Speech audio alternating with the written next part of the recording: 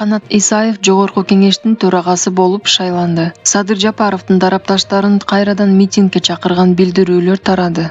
Элвира Сурабалдиева сүйлөп жатканда айрым депутаттар залдан чыгып кетишти.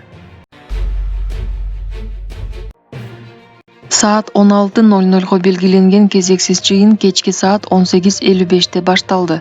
Буга депутаттардын чогулбай жатканы себеп болду. Депутат Канат Исаев Жогорку кеңештин төрагасы болуп шайланды. Исаевдин талапкерлигин Кыргызстан фракциясы сунуштап, калгандары колдоп беришти. Урнага 80 бюллетень салынган комиссиянын 12 мүчөсү аларды санап чыкты. Натыйжада 78 депутат макул, 2 каршы добуш бергени аныкталды. Эске салсак, 13 октябрда Жогорку кеңештин депутаттары Ала Арча мамлекеттик резиденциясына кезексиз жыйынга чогулуп, ага 62 депутат келген. Жыйынга кечигип келген депутаттар дагы кошулуп жатты. Социалдык тармактарда Садыр Жапаровдун тарапташтарын кайрадан митингге чыгууга чакырган билдирүүлөр тарап жатат.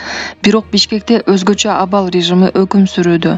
Мыйзам боюнча бул учурда митингдерге тыюу салынган. Эске салсак, президент Сооронбай Жээнбеков Садыр Жапаровду премьер-министрликке бекитүү боюнча токтомду Жогорку кеңешке кайтарып берген.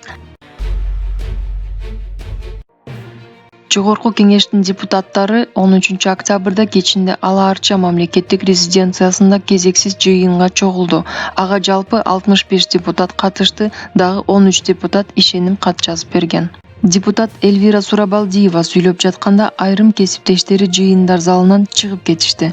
Сурабалдиева 5 октябрда митингге чыккан жаштардын арасында жаракат алып, ооруканага кайрылгандар бар экенин айтышты.